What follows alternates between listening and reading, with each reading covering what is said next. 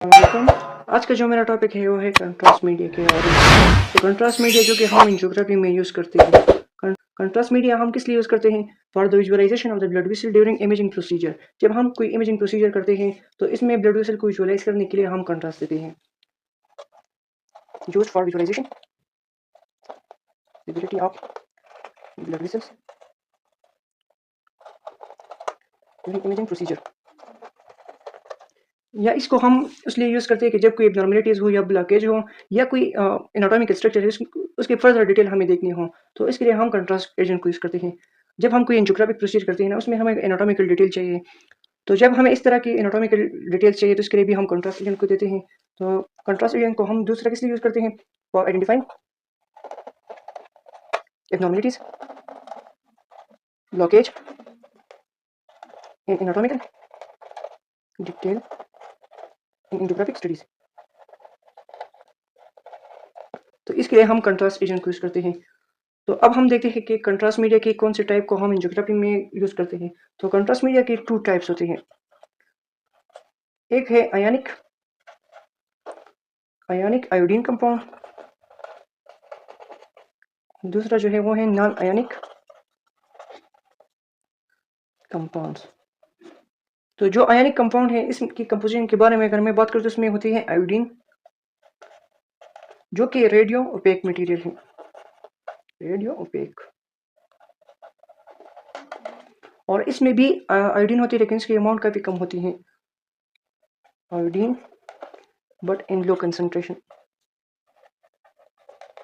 तो ये आयोडीन जो है ये रेडियो ओपेक है। इसको हम किस लिए यूज़ करते हैं? जो ब्लड वेसल है या कोई सराउंडिंग टिश्यू है, इन दोनों के बीच हम डिफरेंशिएशन के लिए आयोडीन को यूज़ करते हैं। आयोडीन क्या करते हैं कि जो ब्लड वेसल्स हैं, blood vessel and surrounding tissues, तो उसको डिफरेंशिएट करने के लिए हम आयोडीन को देते हैं।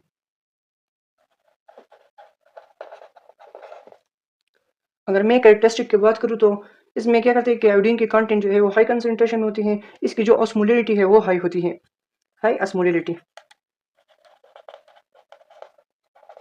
और इसकी जो ऑस्मोलिरिटी है वो लो होगा, लो ऑस्मोलिरिटी।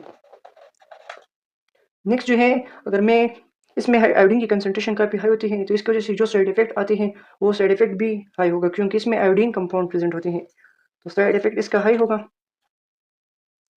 साइड इफेक्ट, तो साइड इफेक्ट इसका हाई होगा। और जो नॉन आयनिक कंपाउंड है इसमें आयोडीन की कंटेंट काफ़ी लो कंसंट्रेशन होती है, तो इस वजह से इसकी साइड इफेक्ट काफ़ी कम होती है, लो साइड इफेक्ट।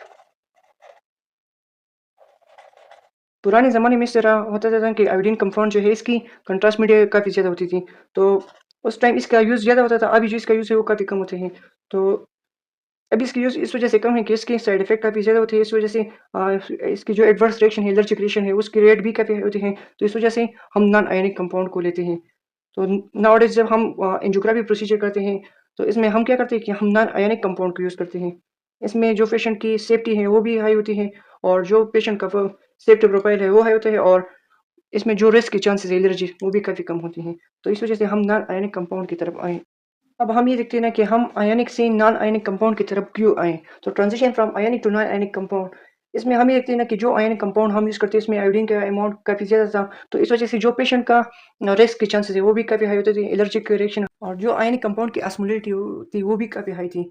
तो जब हमने नॉन आयनिक कंपाउंड की तरफ आए तो इसमें क्या था कि जो पेशेंट की सेफ्टी है ना वो इन्हांस हुई, इन्हांस पेशेंट सेफ्टी, क्योंकि इसकी वजह से जो एलर्जिक रिएक्शन थी तो वो भी काफ़ी कम थी, साइड इफेक्ट्स भी कम थे, और दूसरी जो इसकी फीचर्स थी ना वो क्या थी कि इसने पेशेंट की सेटिस्फेक्शन को भी इम्प्रूव किया, greater greater comfort during procedure, comfort during procedure. और ये क्या इसने क्या किया कि improve patient satisfaction, low chances of adverse reaction, low chances of adverse reaction. Non ionic compound की जो रिस्क कॉम्प्लिकेशन की जो रिस्क थे वो भी काफ़ी कम थी, रिस्क ऑफ कॉम्प्लिकेशन इसमें लो थे। तो इस वजह से हम आयनिक से नॉन आयनिक कंपाउंड की तरफ आए। अब हम नेक्स्ट पढ़ते हैं advantages of the non ionic contrast media. तो इसमें सबसे पहले हम देखते हैं कि इसकी वजह से जो फिजियोलॉजिकल प्रॉब्लम है वो भी काफ़ी कम थी। इसने जो फिजियोलॉजिकल प्रॉब्लम थी उसको कम किया कि जो आयोनिक कंपाउंड हम यूज़ करते थे उसकी वजह से जो फिजियोलॉजिकल प्रॉब्लम थी वो भी काफ़ी हाई होती थी। तो नॉन आयोनिक की वजह से वो काफ़ी रिड्यूस हुई। तो ये क्या करते थे, जो कि आयोनिक कंपाउंड है इसको जब हम यूज़ करते थे वो हाइपरटेंशन काज करता था। और ये क्या करते थे, ये हाइपरटेंशन काज करते थे। इसका भी काफ़ी कम इम्पैक्ट था, less impact on blood pressure.